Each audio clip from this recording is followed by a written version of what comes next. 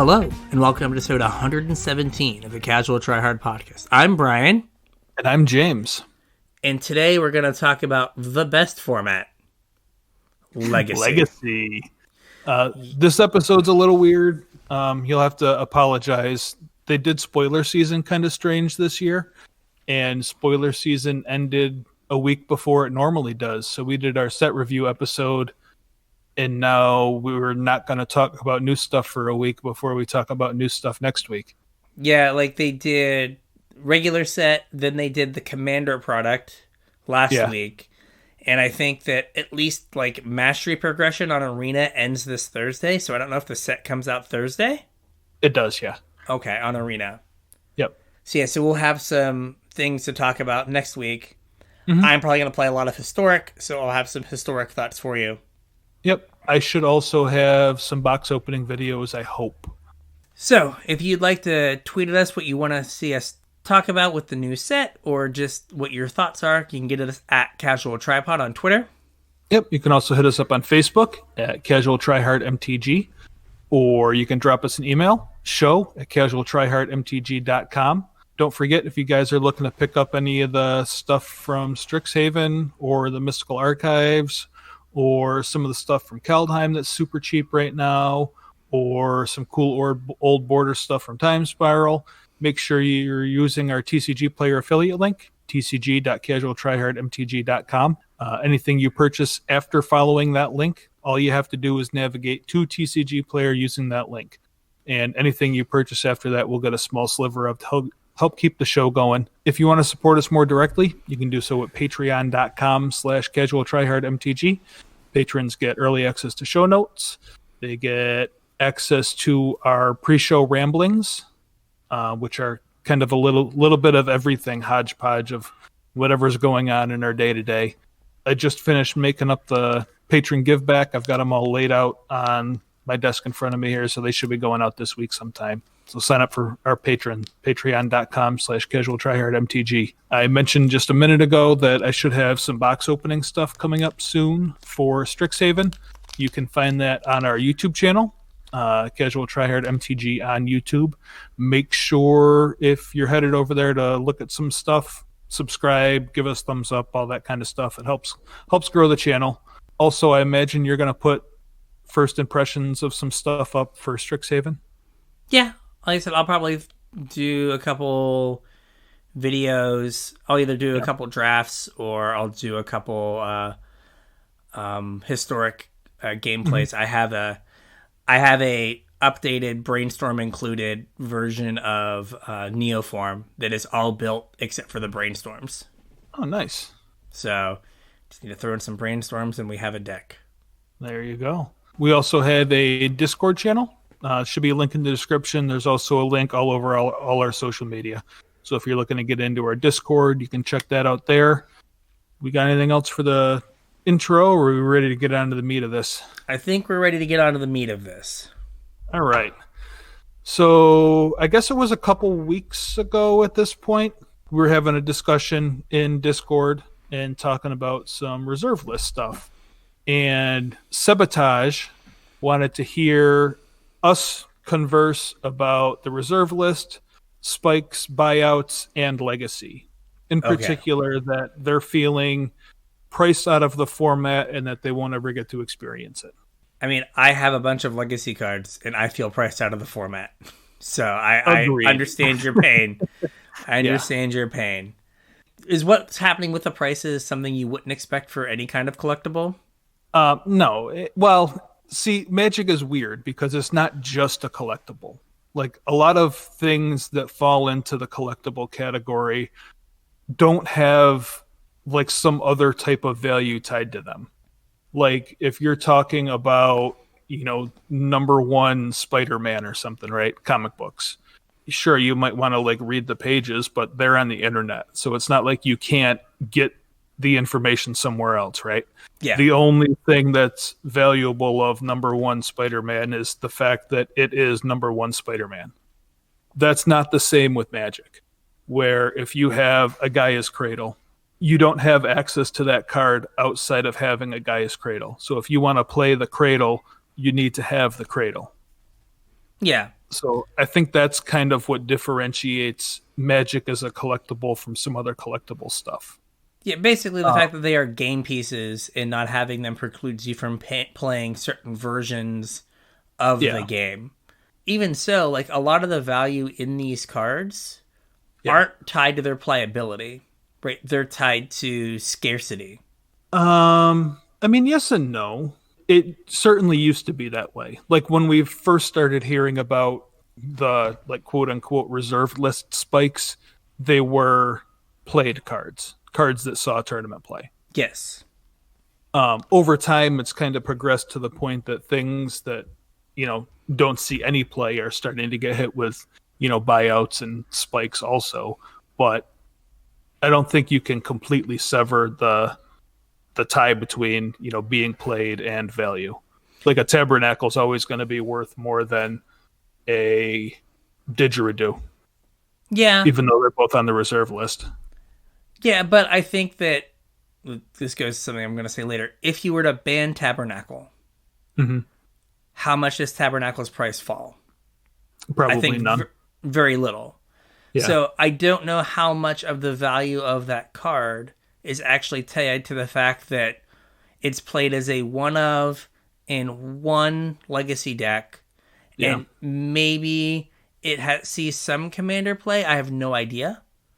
Right, but for the most part, it's a one of in one now like fringe legacy deck. Yeah. And that's not enough to like hold its value at $2,500. If you were to say tomorrow, no one can play Tabernacle anymore, right, I think more people would play lands because they wouldn't feel like they were playing the incomplete version of lands. It's true. And the price of Tabernacle would be $2,500, or oh no, $2,475. Yeah. So, like, realistically, it wouldn't change. Yeah. So I think that, like, yes, the cards that are like stone unplayable that have started to like go up in price because people are buying them out. Yes, they're always going to be lower than the cards that are like better, and just like some of it's like being more iconic. Yeah. And being more rare, because like we've like got into the like people buying out like Visions cards, and there's just right, way that are not rare. Yeah, there are way more copies of Visions cards than there are copies of Tabernacles or cards from Legends or Alpha Beta Unlimited. Right. Yeah, I mean, I heard actually kind of recently, like within the last couple of weeks, that some more concrete numbers of like alpha print runs have like gotten out into the wild, and supposedly there were only ever like 4,000 copies of each alpha rare. Yeah, ever. Yeah, I saw like, that too. All that was made. Yeah, I saw that same thing too. It wasn't very many. Yeah, and like there are way more copies of, well, depending on how many got thrown out, of Lion's Eye Diamonds, right, than there are of Black Lotuses. Right. Probably in all of the printings, Alpha Beta Unlimited. Yeah. Then compared to just Lion's Eye Diamonds from Mirage. Right. So those cards that are now like not playable, but people are still buying up, there's just more of them. I think everyone's kind of playing the lottery of, well, these reserve list cards went up in price, so I'm going to buy a reserve list card that's cheap and hope. Yeah. I mean, I've thought about that, but there aren't any more cheap reserve list cards. Have you ever heard of Griffin Canyon? Do I own some because they're on the reserve list? I do. They're in Visions. Do you know how much they are currently? I do not. How much did you pay for them? Like probably $4 or $5. Okay, they're $15 a piece right now. Okay, I might have paid less. Like I got them a long time ago. Yeah, I didn't pay $15 for them. They shot up pretty recently. Yeah, I did not pay $15 for them. Yeah, but like that card's like it taps for a colorless, and then like you can pay one and tap it, and you give a Griffin +1/+1 or something. Stone unplayable. But you know what? There's also a Griffin Legend in Visions as well that I think is also on the reserve list. Oh yeah, and I have some of him in case the Griffin Commander boom happens. people were like, I want to play this terrible card because it's a griffin. It can be my commander. Real quick, I mean, technically on topic, but also kind of off topic. Did you see that Null Rod has come up in price again? I know it's close to $100. Okay, have you sold your Null Rods yet? I have not. Okay, you should sell your Null Rods. You think? Hang on, let me get back to it. Is $290 enough to make you sell your Null Rods? That I got for $20 a pop? Yeah. Yeah, I should probably get off my Null Rods, huh? You should probably get off your Null Rods, yeah. This is absurd. Okay. Yeah. So, like, there is an aspect of, like, it's a collectible, but, like you said, like, no one feels bad when Superman #1 is $1 million, because they can go experience Superman #1 online or some reprint of it or something. Yeah. But here, you can't experience it because there are no reprints, and you don't want to spend $290 on a Null Rod. Yeah.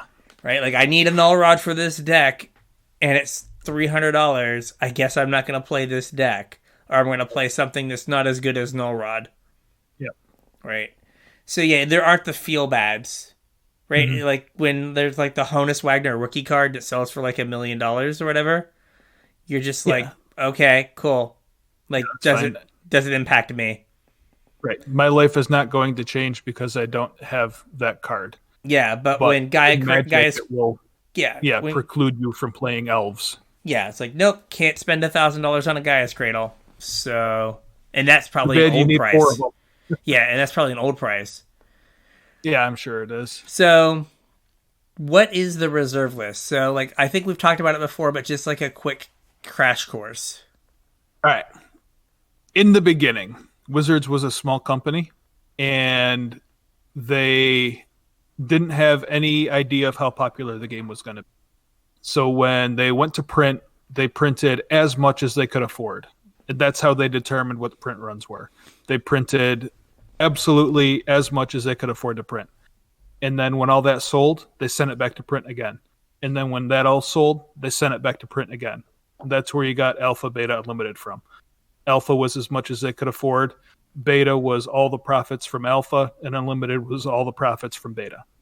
Yes. In the middle there, we also had like Arabian Nights, Antiquities, Legends, whatever.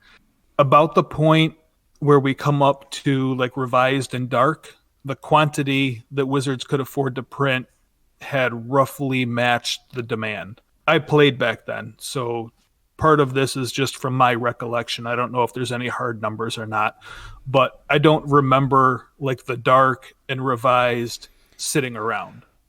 Like when it came in, there was plenty where, you know, you didn't have to worry about it selling out before you got there, but it's not like it hung out on shelves all the time either, like you see with some of the other sets from that period. Yeah. After that, we kind of entered the era of overprinting, where like Fallen Empires, Homelands, 4th edition, Ice Age, that stuff was everywhere, and like to the point where you couldn't sell it. Well, I mean, in Wizards' defense, like Homelands was trash, and you're just like, Fallen Empires. Yeah, and Fallen Empires is like, oh, I could have these cards from Legends or Arabian Nights that seem really good, or I could have Autumn Willow. Thinking. I'll take the Legends card. Mana Drain or Autumn Willow? I don't know. Yeah. But yeah, so some of the sets were kind of duds in there. But like 4th and Ice Age were good. Yeah. But you could get them. I remember going to the store and buying Ice Age, and it wasn't like hey man, you got the stuff. It was just there was just Ice Age there. Yeah, it's not like you had to work to look for it. Like I remember like trying to chase down Revised packs.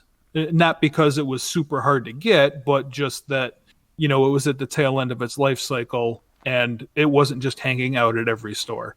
Like I remember having to go to a couple different bookstores instead of just game stores to find, you know, packs of Revised towards the end. Yeah. Whereas, you know, up until a couple years ago, you could walk into any game store and there'd be a box of Fallen Empires on the shelf 20 years later. Yeah. And like, I still think you probably can find some game stores that have some Fallen Empires.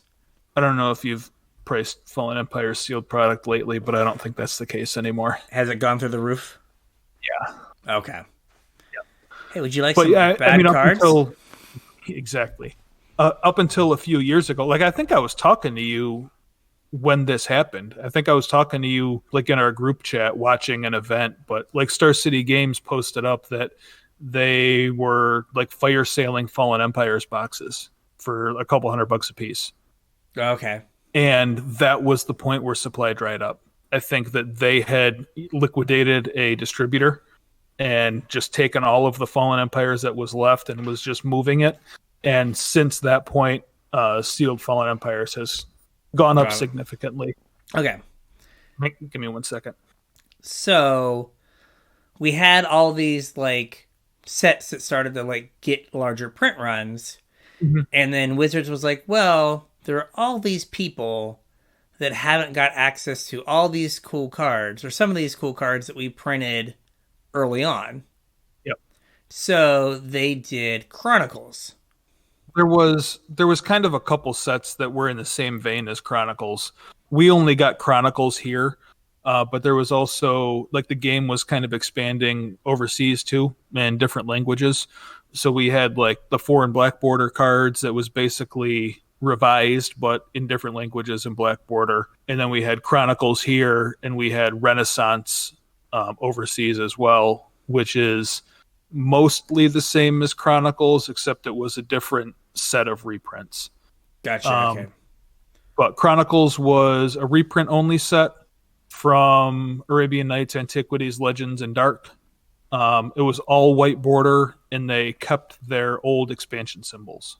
Yes. So it was kind of like a curated list. And since Chronicles came out during the period of time when Fallen Empires, Homelands, Fourth Ice Age was around, it was also massively printed. And I think Chronicles probably still kicks around a lot, and you can get packs pretty cheap, even 20 some years later. I was gonna say, so this led to nerds to lose their ever-loving mind. Yeah, yep, that is exactly what I was gonna say. Especially the people that had been around for a while and the strict collectors lost their mind. They threw a fit. The reserve list came directly out of that. Wizards didn't want to piss everybody off, so they came out with this policy where they would save some things and keep them special. It's basically a promise that in sets they were going to hand pick cards out and never to reprint them. Didn't it start out like all rares? Like for the old cards, it was like all rares, and then as it went forward, it kind of got smaller and smaller until they were like. I don't think it was all rares. It was like I think it was a certain percentage of rares they would save to not be reprinted, because like at the time they were still reprinting cards in core sets. Like even Revised had reprints from like Antiquities in it in Arabian Nights. Yeah. So and then 4th edition had like a bunch of reprints too, like Strip Mine and Sylvan Library and like Land Tax were in 4th edition. They were all reprints. Yeah. So basically, because in, I don't know, was that like 96, 95? Yeah, it was 95 or 96, I think. Right? That the collectors were like, hey, my $20 card's now $15.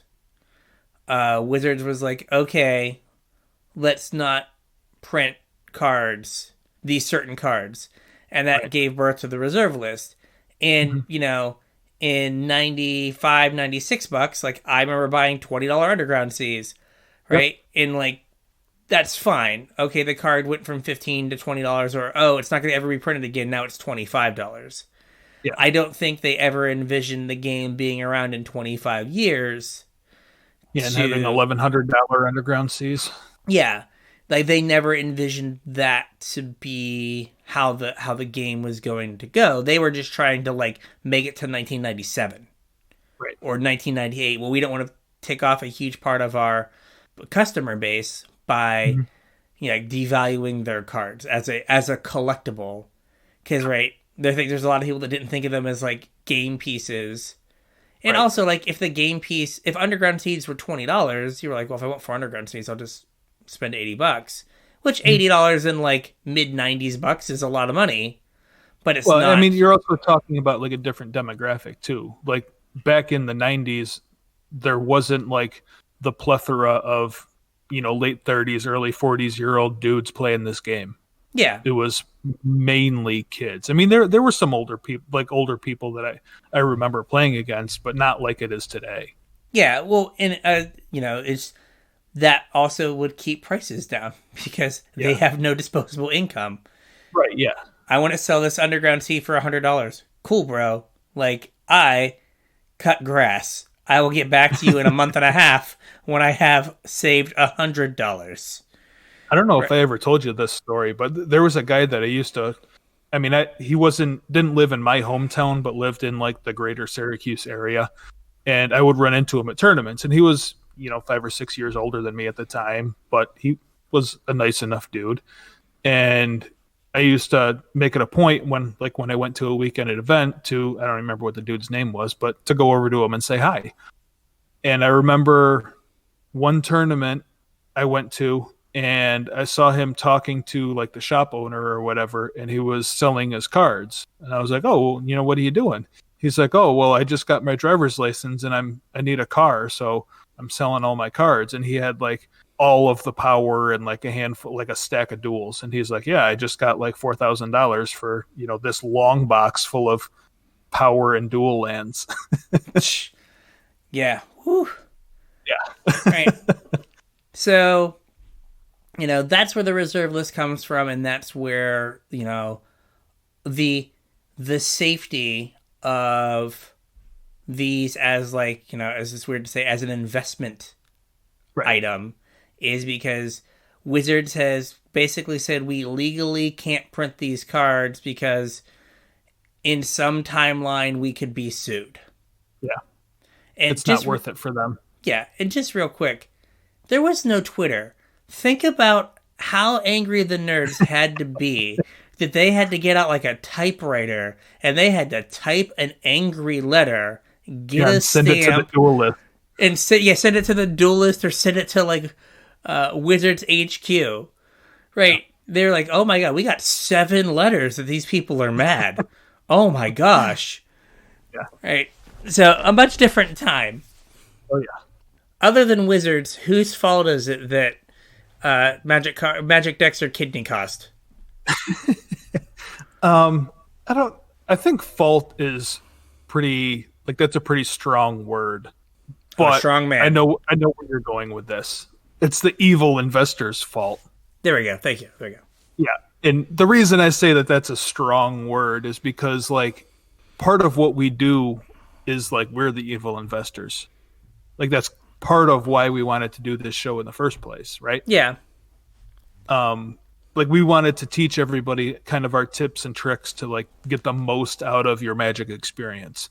And part of that is, like, having a living, breathing, growing, shrinking collection that, can have cards come and go over time, like, so you're not priced out of decks in the future.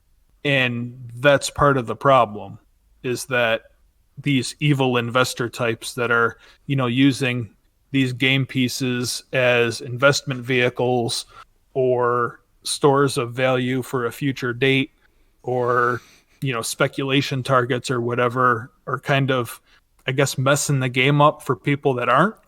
Yeah, I mean, do you remember the card that really started this?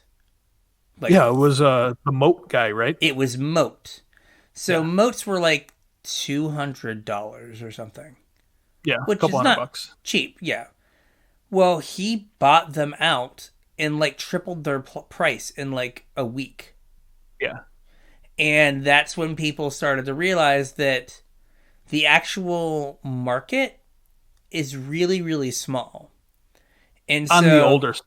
Yeah, on the older stuff. So if you decided, like, I want to buy every fill-in-the-blank card, like, pick a reserve list thing. I want to buy every All Hallows Eve, right? If you had enough capital, you could easily buy every one that was for sale in the world. You could just go to every website and buy them all, right? And now you control how much the price of All Hallows Eve is. Right.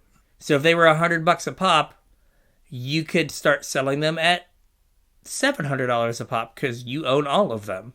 As long as you could find somebody to buy it, absolutely. And like a lot of Magic spending is, we've said this before, driven by FOMO. Like, oh man, if I'm going to get All Hallows Eve, I got to do it now because they went from $100 to $700. Where are they going to be tomorrow? I got to get in. Yeah. And so that just showed how small and like manipulatable the market was. Yeah, I think like that, the Moat example in particular, I believe there were only like 20 copies of Moat affected. Like this guy literally bought 20 copies of Moat. Yeah. At the time, it was every copy that was for sale online, and he just bought them all. And the price of them like doubled. Yeah, and he just made easy money. And then I think a lot of other people started doing the same thing. Yeah, Raider, like it started off with some of the, like the legacy staples. Not that Moat saw like a ton of play, but it saw play. But I'm pretty sure like Drop of Honey was one of the next ones, and Tabernacle, and then it kind of devolved from there to stuff that doesn't even really see play. Yeah, Null Rod. Null Rod. It took a while.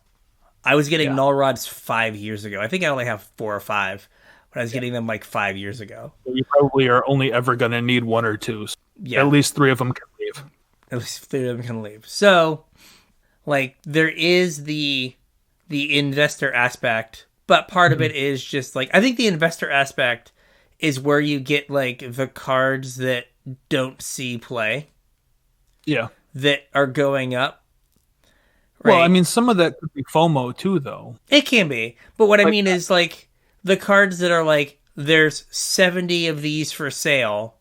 I can just buy all the didgeridoos. Right now I have control of the didgeridoo market. Mm-hmm. Now I get to see how much a didgeridoo is worth. The answer is like $2. But that's not what is not being charged, right? So, like, no. I think that, like, you could almost talk yourself into like, well, people want Underground Seas because they're played. That's driving the cost. But I think a lot of it is just the person that just went like, I'm going to buy 20 Underground Seas because I have access to like, 10 grand. Mm-hmm. And I think I can turn these, Underground Seas from 10 grand into 40 grand. And that's kind of what's happened recently. Yeah, with a lot of stuff. Because like I think the like price of an Underground Sea due to play is probably $300, like $200 to $300. Like that's where it sat for years, and that was just like, if you want to play Legacy, you got to pay $200 or $300 to get an Underground Sea, and it just kind of stayed there. And then one day they went to $500, then $700, and it's like, well, this can't be people like wanting to play Legacy because that's not what the cards cost for a long time. Right. Remember when they first started going up, we thought like, oh, okay, this is because of the Team Trios Pro Tour. Right. Yep. Where like a bunch of people who didn't have dual lands needed to get them. All of a sudden, yeah. And that just kind of correlated with when they never came back down from that, if that was driving the cost at all. But we're all like, oh, it's because of the Team Trios thing. It'll come down. No. Not at all. Unfortunately. Like, some of the stuff doesn't even really have to be buyouts anymore. Like, when we're talking about buyouts, like, traditionally, it's been, like, somebody or 1 or 2 people going out and targeting a card in particular and just wiping the marketplace of them. And that's kind of changed to being more FOMO-driven. And it's not just 1 or 2 people anymore. Like if a new card gets spoiled that makes something that's older more desirable, it's kind of like all of the collective nerds go out. And even if the thing had a massive print run, because people have seen what's happened to, some of the older cards, they'll just go out and swarm some random, garbage card because it might be good in this new deck. I mean, like absolutely no testing and no reason for it. We actually just saw this, right? What was that discard spell? I forget what it was called. the one in the black, a target player discards 2. That or like, and then you can like discard a card or something. And the words, no, not there's words like of Chain waste. of Smog. Chain of Smog. Yep. Right, like that card went from 50 cents to like, I was like, oh, I should go grab a couple of these just in case, and they were like $15. Yeah. And it's an uncommon from like Onslaught or something, and I was just like, nope, not gonna bother. Like, deck's probably bad anyway. Yeah, so I've got like, some if you want to borrow. ooh, so I bought them forever ago. gotcha. But like those kind of things, it's like not worth chasing. But what happens is like one person puts it together and then mentions the card, then everyone runs out and buys it. Right. And like if a person was trying to do like a buyout or like a small thing, like you can like start a panic if you just go on Star City and buy all of one card. Right. And then people on Reddit and Twitter will be like, oh my gosh, there used to be, Chain of Smogs at Star City. Now they're all gone. I wonder why they're gone. I need to go get some. I mean, it happens every day. If you go to the MTG Finance subreddit, every day there's a card, or there's, somebody will post up a card and it'll say supply low on Magic Card Marketplace or supply low on Star City Games. And that's enough to get people to buy the card. Yeah, it's crazy. Yep. Like, no reason, no, like, grander. People are just monitoring, like, stock levels of cards. Yeah, it's like, okay, cool.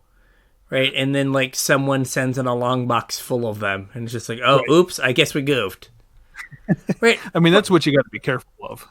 Yeah. Yeah, so it is a very different world than... a lot of it doesn't make sense. A lot of it is like just like almost like penny stocks. Yeah. Right. Like there's a good way to put it. Yeah. There's like low risk on some level because like you might lose all of your money you put in, but if you put in like $20, right? Who cares? Who cares? But then if your stupid penny stock company actually just isn't like some scam or like comes out of bankruptcy and makes any money, right? Your $20 investment could be worth, $20,000. So you're like, oh, I'm going to spin the dice or roll the dice, spin the wheel, roll the dice. We'll put together some metaphors, right? And so, I think there's a lot of that. Like, I'm going to buy this like 20-cent card and see what happens. Yeah, because says the guy who has a stack of Chamber Sentries. Says the guy who has the stack of Death Miss Raptors. Yes.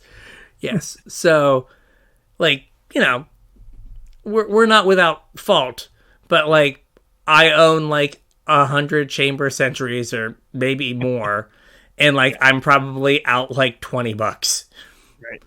Right. So like, and there are multiple stores on TCG Player that have 100 Chamber Sentries. Like, I'm keeping no one from playing Chamber Sentry. I think even if there wasn't stock on TCG Player, you weren't keeping anybody from playing the Chamber Sentry. This is fair, right? But it's different for reserve list cards because, like, if you have 100, like, if I had 100 Null Rods, like, I could have, like, kept multiple people off of having a Null Rod in their sideboard. Right. So, now I ask, how do we play Legacy going forward? Well, if you just want to play Legacy with your friends, how are we doing it?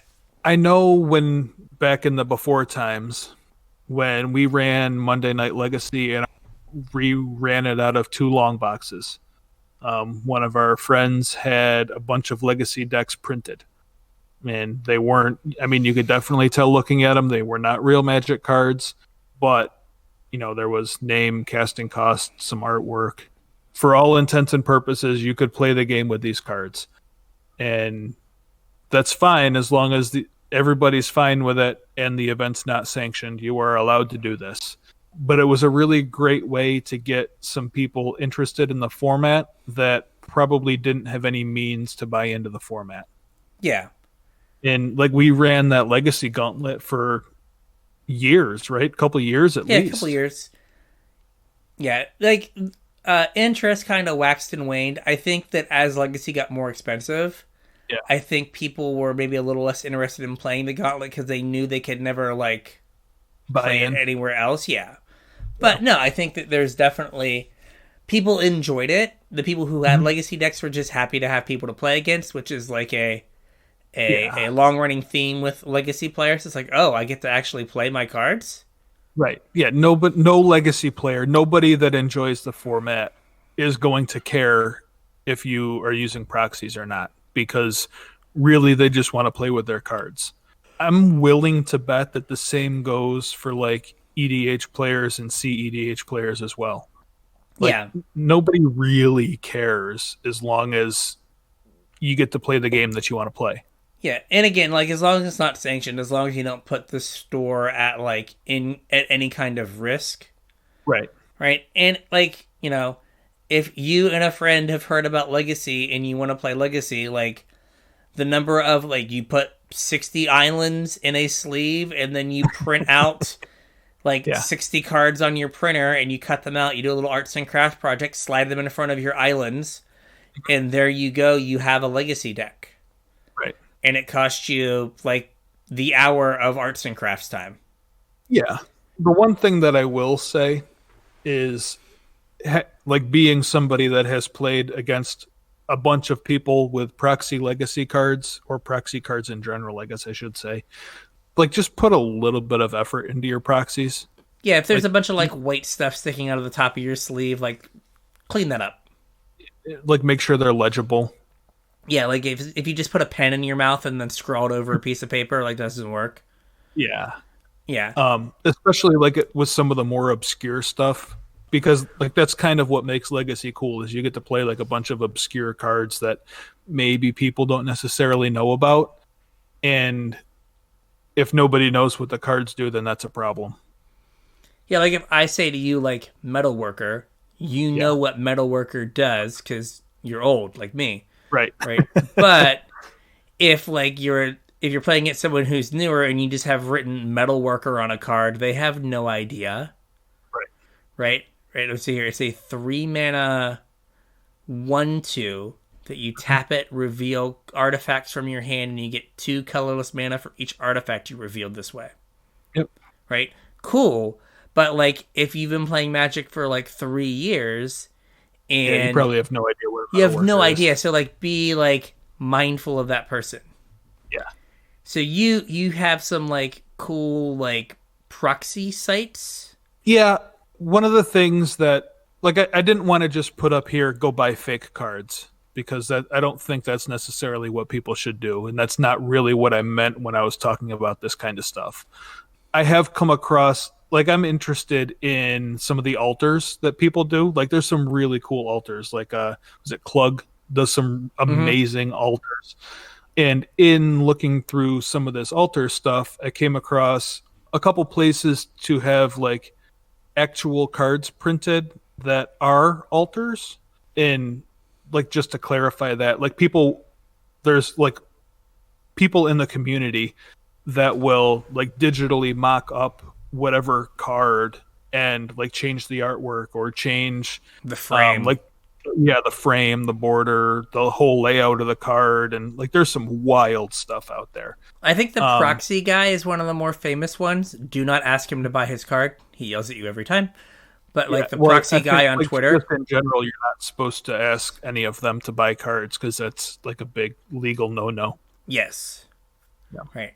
But my point being, just like that's a famous person. The tweets I see from him most when it just pops up is like, I look at the card and they're like the first, don't ask me to buy this. Stop asking me to buy this.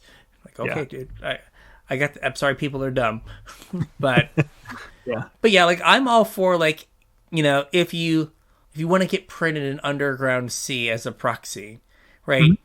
Use the Magic Online art. Right? Make it so if you like lose your deck and someone finds it, they don't try to sell the cards and think that they're real and like get them like into the like environment circulation. Yeah, because I have like been sold a fake tropical island before. Uh-huh. And we've seen multiple pieces of power come through the local game Yeah. store that aren't real. Oh, we had some almost go out of the game store that were not real. They were very close. They were very good. They were, yeah, I couldn't tell the difference. That it was very, very good. Yes, I I was shocked when I found it was not real. Yeah, I forget how they figured it out, but High res scans. gotcha. Yeah, they're able to zoom way in, and when you zoom way in, it was pretty apparent that it wasn't real. Gotcha. But passed every other test. Yeah, so like, don't be that person. Like, yeah. But like, if you're like, I want to proxy up a legacy deck and I want it to look nice, sure, but just make sure you're like, making sure you're not hurting the next person. Right. Yep. Right? Or like tricking someone. Because, right, like, yeah. Your goal really shouldn't be to like, I want to try to like sneak this proxy legacy deck into a GP. Your goal should be like, I want to play legacy. So that's kind of like a whole nother thing that I want to talk about, but let me just finish up with this proxy thing real quick. Okay. So there's kind of two great resources for proxies. There's a whole subreddit called NPC Proxies. It's r/NPC Proxies. And that's all people. If you join the subreddit, they all have Google Drives full of cards that they've mocked up. So you can literally get anything you want with basically whatever art you want. And then if you go to makeplayingcards.com, that's what NPC stands for, you can like submit an order for, a deck of cards printed with whatever you want on the front and back. And they're cheap. Like I think if you're buying a deck of cards, it's like 10 or 12 bucks. So, if you're, looking at making a gauntlet where, you're going to have 2,000 cards, you could realistically have 2,000 cards printed for, I don't know, 60 bucks or 70 bucks, I guess. Yeah. Super cheap. Yeah. And so that would be a way, again, like if you want to play Legacy or you want to play Commander, right? Mm-hmm. Hopefully your play group either in Commander or Legacy is just cool with you, like, having cards. Because, again, it doesn't really matter. Like, it doesn't impact me if your cards are proxied as long as they're, like, easy to tell that they are proxied. Yeah. Because, like, we shouldn't be playing for any stakes with your proxied cards. We should play for this thing called, I think it's called fun. Yeah, enjoyment. I hear people do things to enjoy it. Yeah. So, like I said, as long as you're not trying to like sneak anything by, I think it's perfectly fine to like, bang out your like proxy Delver deck so you can play it. Absolutely. And like, the odds of you getting, a lot of times 8 people for a legacy event at your local store, whenever you're able to go back, is pretty low. But like meeting up with like 4 people and just like spending the night playing like, a little round robin, like that's fine. Like whatever. And like that's kind of where I was going with this whole thing is, I mean, you have to make sure that everybody's cool with proxies, but like Wizards has kind of pulled a lot of the reasons to run sanctioned events away from game stores. Like there's no Planeswalker points anymore. There's no working towards buys anymore. There's no ranking system. There's really not a great reason other than like product allocation for game stores to run like sanctioned events. Yeah. So, and especially once we start coming out the other side of this pandemic, like local game stores are going to need some help. So I'm pretty sure that they would be open to basically whatever gets an ass in a seat. And, yeah, like, hey, we would have willing to show up for a legacy event with 6 buddies that have a legacy gauntlet that you're willing to lend decks out, then I'm sure your local game store would be fine with that. Yeah, like cool, you guys can play for store credit, we'll rake a little bit, you'll like buy some drinks. Yeah. You'll buy sleeves for your like gauntlet or whatever. Yeah, that's fine. Yep. Yeah, so something I think to store them. Yeah, I think it's just, getting like just making sure everyone is cool with everything. And there's also, again, I don't know how many of you are the mythical kitchen table player, right? But, like, if you watch, like, some, like, Anurag, is that his name? Anurag, Yep. right? Or, like, Menguchi Legacy video and go, like, oh, I want to do that, right? That looked fun. Like, sure, like, put together that deck and, like, 2 or 3 others, get them printed out. Yeah. So that when your friend comes over for that mythical kitchen table game, he'd be like, oh, hey, I saw this neat deck. Like, let's play it. Yeah.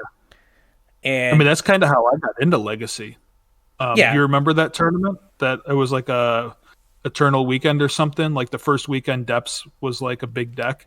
that was the same time I bought Depths. I was like, oh, sweet. I bought Depths. Yeah, I think I beat you to the Dark Depths at the store. Yeah. Yeah, I had to buy whole from the vaults instead of just the Dark Depths. Yes. Oops. But, like, yeah, that is a way to get in. Yeah. And, you know, playing Legacy for fun. Like, I think Legacy is rapidly approaching Vintage. Probably. Where, like, I could see... I think we were at, like, a GP Charlotte... and like there was an actual real Vintage tournament happening, and like people were like, "Oh yeah, do you like?" There was some like Greek guy or something that had like an all foiled out Vintage deck, or something that people were like, "Oh my gosh!" Like it was just like you heard about the Vintage deck, and people just went over and like watched. I'd be surprised if like in 2 or 3 years, if there is a GP and there's like a Legacy side of it, that there won't be people like gathered around speaking in hushed tones. Right. Like, oh my God. Did you see that volcanic island? I've never seen one of those before. 4 lion's eye diamonds. Yeah. Oh man. And then he played a Phantasmagorian. I don't even know what that does. Why does he have modern legal? Yes, it is. Why does he have like $75,000 worth of cards in a Phantasmagorian all in the same pile? Yeah, so, like, I think that it's going that way, where, like, if I wanted to, like, play Vintage, like, I would have to do the same thing. I'd have to, like, you know, print out my... I mean, we talked about that briefly. We talked about printing out a Vintage cube, and then realized it was all just shop decks, and that wouldn't be much fun. Yes. Not a cube, a gauntlet. Yeah, just shops. All right. So... I have another idea on how we fix the format. All right, let's hear it. It is bold, right? Okay. And I in the show notes I put our only hope is Lotus Field. Okay. All right. So, let's explain to the listeners how our only hope is Lotus Field. Lotus Field, when it was printed, I think its biggest impact for me wasn't the fact that it like enabled stupid combo decks in Pioneer that like, you know, hung around for 3 months, right? It was the fact that they went up to the line of reprinting a reserve list card that was different enough functionally that it could skirt the reserve list, but was close enough in function that you looked at it and said, oh, they just kind of reprinted this reserve list card.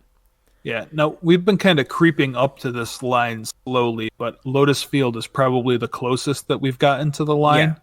Because we also had, was it Days Undoing? Is like almost not quite Time Twister. Yeah. It had a really big downside that kind of rendered it not great until you pair it with Hull Breacher. Right. And then it's A+ good times. So the reserve list card is Lotus Veil from Weatherlight. And it is when Lotus Veil comes into play, sacrifice 2 untap lands or bury Lotus Veil. And then tap, add 3 mana of any one color to your mana pool. So Lotus Veil ramps you, right? It ramps you from 2 to 3. Well, it doesn't like ramp you. I guess it like is your 3rd land drop in theory, right? 3rd land. Yeah. Right. Then there's Lotus Field, which is hexproof. Right, so it saves you from getting like wastelanded. Yeah, it enters the battlefield tapped, so you can't use the mana that turn. Right. But you have to sacrifice just any 2 lands. So you can use them for mana first. Yeah, so they don't have to be untapped. And then it's tap, add 3 mana of any one color. Mm-hmm. So it does a lot of Lotus Veil, but there's enough different that, like, I don't think anyone was like, oh man, I can't believe you, like, printed a functional reprint of Lotus Veil. Yeah. Right? It was just like, oh, this is a different enough card that it's fine. Yep. Right? So I feel like you could go in a direction where you print cards that are functionally similar to reserveless cards, but not reserveless cards. Right. Right? More different than, like, everyone's been like, oh, they should just print snow duels that come into play untapped and have, like, land types. It's like, no, that's a little too close. That's a strictly better dual land. That is a strictly better dual land in, like, 2021 with the way snow stuff works. But, like, that was always, like, they could just print the snow duels and get around because they're not exactly functionally the same. And, you know, but that I think is too close. I think that is something that, like, is clearly trying to, like, skirt the reserve list with something that is too close.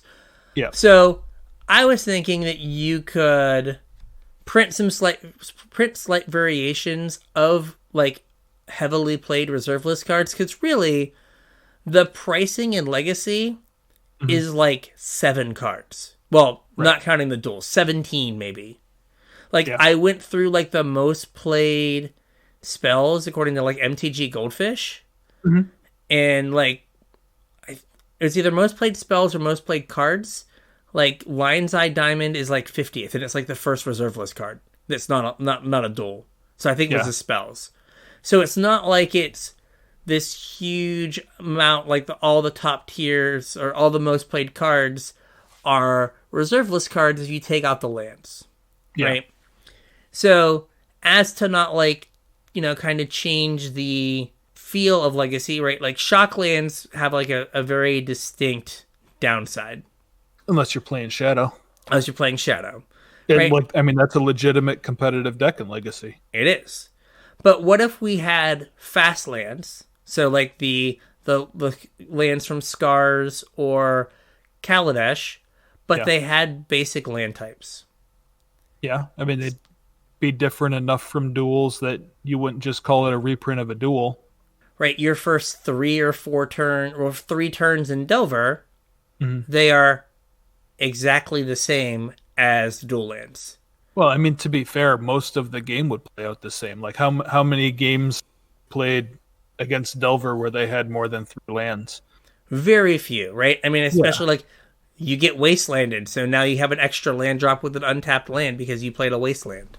Or you daze something and you bounce a land. Yeah, so you get a lot of the dual land feature, like, coming into play untapped plus not costing you life.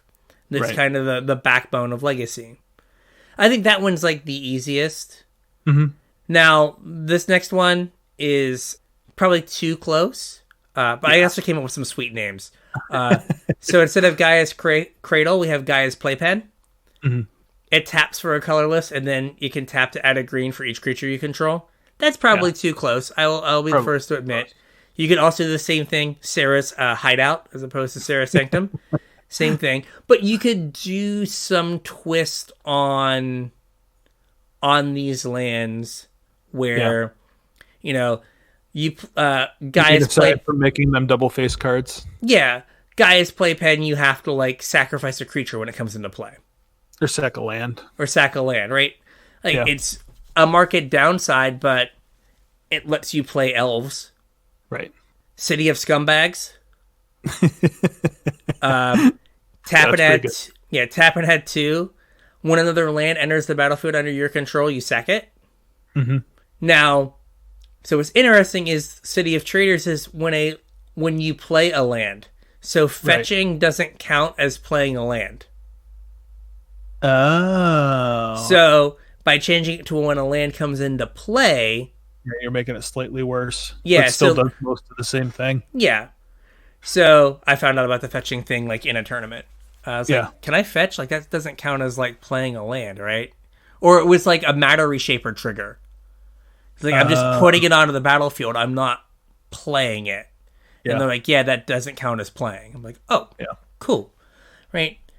Church of the Pendrel Veil. So Tabernacle is worded really weird. Like you could make a tabernacle awkwardly. Yeah, you could make the way I worded this card was also garbage because this isn't my job. But like the way Tabernacle works is each creature is given the you have to pay 1 or destroy it. Right. As opposed to like wording it some way that it's like an effect that the Tabernacle has. The Tabernacle goes, here, creatures, you have this now. As opposed to being like, me, Tabernacle, I do this thing. Right. So you could word it somehow that it's like, if you don't pay 1 for a creature, you have to sacrifice that creature. Yeah, as opposed which is to also different from Tabernacle. Because it says destroy. Yeah. So that way, like, Merit Lage would get sacrificed, but Merit Lage doesn't get destroyed to a Tabernacle. I mean, you can make it all 1 trigger. Yeah. And you could say at the beginning of each player's upkeep, they pay X, where X is the number of creatures they control. If they can't pay X, they sacrifice all creatures they control. Or like, what if they like you can pay 3, but you have 4 creatures? Like then they sacrifice 8. Or it's that or they sacrifice, the difference. Yeah. Right. Yeah. However you want to word it. Right. We kind of get to the same thing, but like that gives you a way to print that card, or you could just make it tap for mana. Right. Yeah, right? That too. Drop of honey could become drop of sugar, and you just make it legendary. The sugar cube. You make it legendary, which again, that's skirting too close. But you could come up with something where, it like, sacrifices the creature with the highest power. Right, again, if it sacrifices opposed to destroy or other way around. Yeah. Right? So Lion's Eye, Cubic Zirconium. You can make it legendary, or you can make it exile when it's activated. So that breaks up, loops you can have with it. Right. Like, I don't know that legendary really does it, or changes the card basically at all. But exile would definitely, like, you couldn't play it in Bomberman. Yeah, you couldn't play it in Bomberman. Like, it would get rid of some decks. Now, the, maybe controversial part of what I'm thinking here is, then you just ban the other ones. Oh, that's interesting. Oh, wait a minute. That's like a whole nother show. But my point being is, right, when we talked about the fast lands with land types, you're like, well, they'd be too good for Modern. They'd break Modern. It's like, okay, like you have to do it in a Commander product, but it's not good enough for Commander product.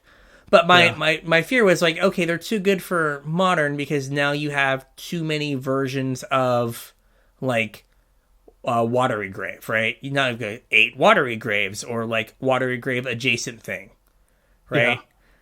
Well, you don't want to have 8 Underground Seas. Right. So you're like, okay, these are now the thing, and our goal is to print them in a high enough quantity that they're accessible. Yeah. You could, and again, I'm a wild man here. What if you just had Secret Lair, not quite the reserve list, and it was, hey, it was only available to people that had the subscription service. Which I've seen tweets about that, and I have no idea what it is. Oh, you didn't? Oh, you haven't bought any Secret Lairs, have you? Not in a while. I don't even think I bought the Thalia one. It was a survey that came out. I got it. Before I started seeing videos for it, I got the survey. So, but all right. So the fast lands, 10 of them are $100. So you spend $400. You have all the fast lands. So now you can play Legacy for $400. You can play any colored deck you want. Any deck you wanted to. Right. And they would make all the money. Right. And would be good to go. So Do you have a tinfoil hat handy and / or time to don one for a moment? Oh, yes, I can wear a tinfoil hat. Go ahead. Okay, so we had just talked about how Legacy in a few years' time may be vintage, right? Yes. And we have talked in the past about how the current slate of Magic products is ramping up power levels. Mm-hmm. And also about how we have Modern Horizons, like, changing Modern fundamentally. Yes. Like, creating new archetypes, getting rid of old archetypes. Like, what if that's the plan? To just, What if they're like... just going to print cards into Modern to make it Legacy and then just let Legacy go away? You could. Like, that would be super awkward. But then, like, I feel like they have to, like... I don't know. Then, like, I feel like you have to, like, free Dark Depths. Like, you can't have, like, the format, like... Some of the things that are Modern legal that are banned, like, I don't even know how good, like, Depths would be in Modern. Yeah, but if you're ramping up the power level of the format, like, that's totally something you could address. Like, 4 years ago, would you have thought that Stoneforge and Jace were safe in Modern? No, and, like, Jace is borderline unplayable. That's what I mean. Yeah. So no. if you're gonna print almost dual lands and almost Cradle and almost Tabernacle into Modern, like, sure, you can revisit the banned list and probably unban most of it. Yeah. Doesn't Punishing Fire just look idiotic on the ban list? I know, right? Like, oh, it's 2 mana, deal 2, and you can get it back? Oh, man, that's too good. Yeah, I'm going to play a 2 mana 6/6 that, like, drains you, that makes you discard a card, hits you for 3, and does that every time you turn it sideways. But no, you can discard your Punishing Fire to that, and then let me gain a life so you can get it back to discard 2 of my 6/6 again. Yeah. But yeah, you could do that, which, like, would be, on, like, one hand would be sad, but, like, if you got to have a lot of the same gameplay, like, the cards that have to make it into the new Modern, right, are Brainstorm. And but, like, then you're just like, I mean, how do you know they're not testing that with Historic right now? I mean, they could be, but, like, I feel like, how many people are you gonna, like, take off that, like, I liked playing Modern, and now Modern is, like, Ponders and Brainstorms and Delvers, and that was Legacy. How many people are you gonna piss off that, like, that the Modern that they play doesn't exist anymore anyway? This is fair. Like, it doesn't. When was the last time Jund was good? Oh, a million years ago. Yeah. Honestly, it was like, an April Fool's joke this year. Yeah. Like, honestly, like, 2018. Like, Probably. honestly, right? Yeah. Was the last time it was like, oh, Jund is good. And, I mean, that was pillar of the format for the existence of Modern. Yes, that was the barometer if the format's good. And now, like, I don't know, the barometer is like, how quickly can you win with primetime? Right. Like, that's the barometer of the format. Or, like, I've got to cast, like, 4 spells in a turn so I can, like, blitz you out of the game. Yeah. Yeah. No, so the Modern that people would complain about being gone, I think, is arguably already gone. Yeah, like, I guess you could, you know, if you put the cards in Modern that people want from Legacy, again, like, Brainstorm, Ponder, Preordain, oh god, like, maybe Wasteland Days, like, you could do that and basically just have the same format. And, like, I don't think Storm players are going to be upset that they have to cast 10 spells instead of 20. Right. Right, and, like, you have, again, like, you know, knock off Lion's Eye Diamond. Right, Lion's Eye Patch, and then you use that or whatever. Yeah. So yeah, like, I could see that where they let Bunny's Vintage... Eye Diamond. What? It's a Bunny's Eye Diamond. Bunny's Eye Diamond. They, like, let Vintage kind of go away, and they only, like, go in and deal with Vintage when they've printed something that has just rendered it an unplayable hellscape. Right. And like they're not too far off from that in Legacy. Right. So yeah, like it could just go away, and then it's like, because I mean, if you think about it, in the before times, everyone just stopped, like at GPs there weren't any more Legacy events. Like they just stopped offering them. So like it was almost like, why even bother taking my Legacy deck out of the safe? Right. Yeah. I mean that's like a whole nother conversation too. Yeah, but like there's also people are kind of super down on Pioneer to the point where I heard like PK say like, hey, maybe we'll just start playing Historic in paper as opposed to Pioneer, because Pioneer just doesn't do it. I'm like, it's because Pioneer's not on Arena.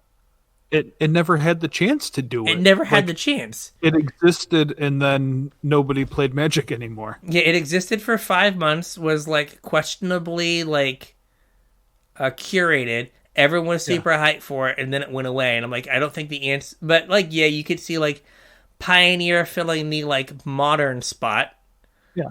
Modern filling the Legacy spot. Legacy becoming the new Vintage. Right. You get to play it once a year. Yeah, and then Vintage, I don't know. Yeah. Like, yeah. So yeah, it's just, meh. It would be fine. Like, it would give me a chance to like play the decks and interactions, but like, if they put Sneak and Show into Modern, right? Like, I guess everyone just plays Sneak and Show. Well, not everyone, but my point being, like, then, like, don't those decks just take over and you just lose all your old Modern decks, but we might just be losing them anyway? Yeah, that was kind of the point that I was making, is that, like, all of those pillars of the format either have a Legacy equivalent deck or don't exist anymore anyway. So, we will see. I don't want Legacy to die, but there's not, unless they, like, take, the stance of like, hey, we're gonna print these like almost reserve list cards, because like you used to be able to tell someone, get elves, it's cheap, because like cradles were $25 or $75. Right. Yeah, they were cheaper than duels, so it was a good way to get into the format, because you weren't spending $1 million on your mana base. Last time we checked, like elves was the most expensive deck in Legacy. Yeah. Like, by a ways. Yeah. Because you're like, oh, I play like 4 buyouts and 4 cradles. So there's like $8,000 on just that. Lands looks like it's the most expensive deck at $9,000. Okay. Elves is $6,000. Okay, elves has come down a bit. Yeah. But that would require like lands to be a playable deck. Yeah. But yeah, like it's, you can't, so like this version's only playing 2 bayous, that's why it's only $6,000. Oh, okay. Yeah. But what is the what is the cheap Legacy deck now? Like D&T? Yeah, D&T's $900. Yeah, and like that's because like most of the cards that you play in D&T are cards that have been printed in the last 7 years. Right, like the oldest card in that deck is Mother of Runes and Karakas. Wasteland, Karakas. Yeah, but Karakas had a bunch of reprints lately. Yeah, Karakas has been reprinted a bunch. Yeah. Wasteland's been reprinted a bunch. But like, for the most part, it's all like new cards because they decided that it looks like the highest cost in the deck is the Aether Vials. Yeah, and like they could print those, Yeah, anytime they want to. Yeah, so. And that's just a deck that doesn't have any reserve list cards in it. And most of the reserve list cards in decks are in their lands. Yep. So, I don't know. I think that, like, getting to play Legacy is a good thing. And I support any way that we can do that. Let that be, like, proxying stuff or whatever. I know that, like, Wizards doesn't like proxies. So, we can't have sanctioned events, yada, yada, yada. But at the same time, though, like, they've decided they're not going to make money off of reserve list cards. Right. I know they can't encourage people to, like, make fake cards. Right. But, like, you're also not making money off of your product. Mm-hmm. Because, like, if they printed, like, Legacy Masters and they just were, like, YOLO reserve list cards, like, how many packs could they sell?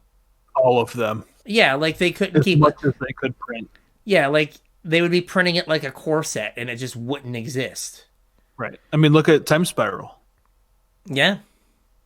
I know that there's no, like, second wave or reprint or whatever on Time Spiral, but it's not like stores were getting super limited.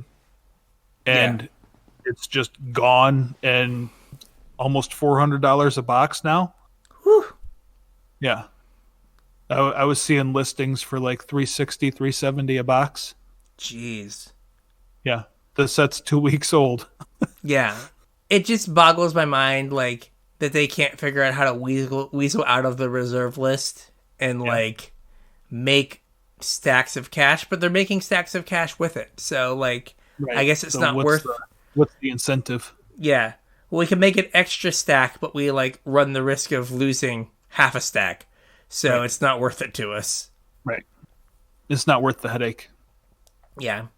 We'll just make the easy money instead. You'll make the easy money. Okay, real quick, I want to kind of finish this off in like 5 minutes. Sure. But what is this weird Secret Lair subscription thing? Or was just this like a questionnaire, like, would you do a subscription? So you know how Wizard sends out surveys? Yes. Like, did you like this set? What are your spending habits? How do you engage with Magic? Whatever. There was one that was completely about Secret Lair and a hypothetical subscription service or membership service. Like, every question in the survey was about a hypothetical subscription service or membership service. Interesting. Yeah, the first, and I guess I watched a couple videos after like I had taken mine, but I guess the survey was different based on how you answered your questions. So not everybody took the same survey. But mine, like the first question was, have you bought Secret Lairs? Obviously, I'm sure that's why I got one, is because I bought Secret Lairs. And then the second question was, would you be open to a subscription service given these benefits? And it was like free shipping or shipping a week early, a week before everybody else, automatic billing for every Secret Lair, access to Secret Lairs that everybody else wouldn't have access to, and like something else. And I was like, no, that's stupid. There's plenty of Secret Lairs that I don't want. Why would I pay you? Oh, and they gave a price. It was like $300 a year. $300 for them to just automatically charge your credit card when a new Secret Lair was announced? Yeah.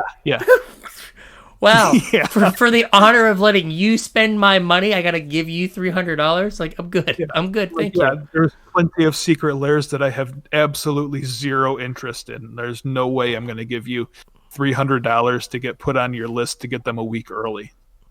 And I mean, with some of the printing, like a week early might be 6 months from when you order it. Right.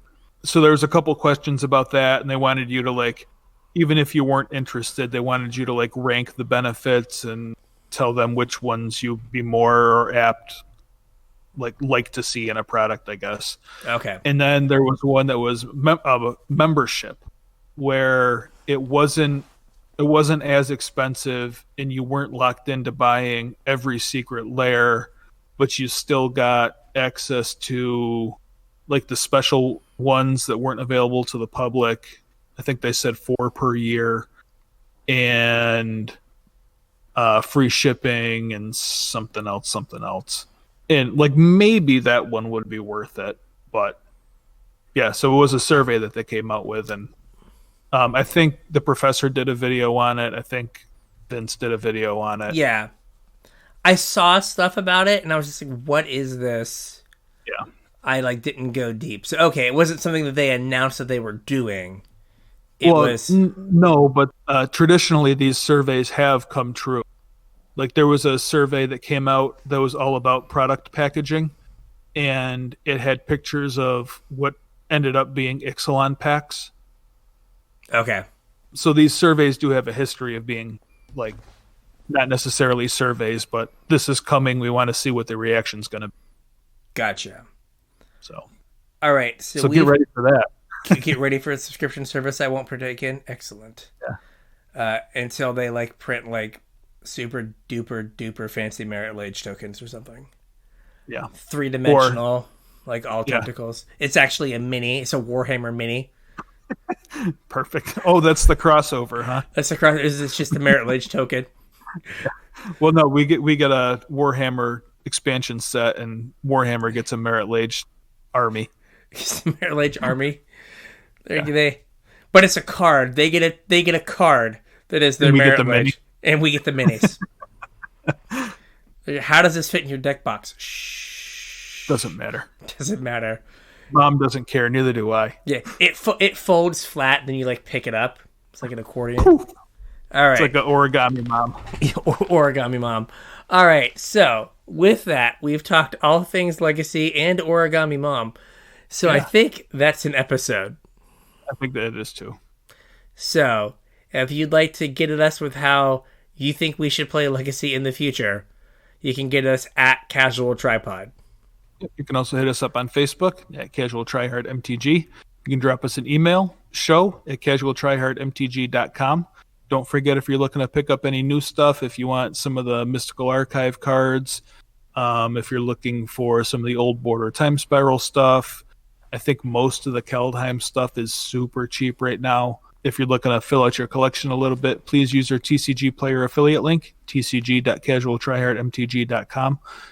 Anything you purchase after navigating to TCG Player using that link, we'll get a percentage of to help keep the show going. If you want to support us a little bit more directly, you can do so at patreon.com/CasualTryHardMTG. Patrons get all sorts of perks. I talked about them all at the top of the show. I'm not going to go over them all again. We also have our Discord. There's a link in the description. There's a link on social media. If you want into Discord, that's how we got today's show topic. So if you have any other ideas for shows or just want to hang out and talk, hop on over there. Quick shout out to Dieter, who posted up his brand new Legacy deck. Blue-White Miracles. Yay. Another one of those in the world. But congratulations. That is an achievement with Tundras being as expensive as they are. Yep. Congrats. Yes. We're also starting a new Patreon tier where you pay us extra money so that we can then charge your card for for your membership more efficiently, and we're calling it the secret patron tier. So if you're interested in that, there you go. It's only $300 a year. It's fine. So you get the privilege of listening to our show and being a patron. Yeah, so. There you go. You get it 15 minutes before everyone else. So with that, we'll catch you on the internet. On the internets.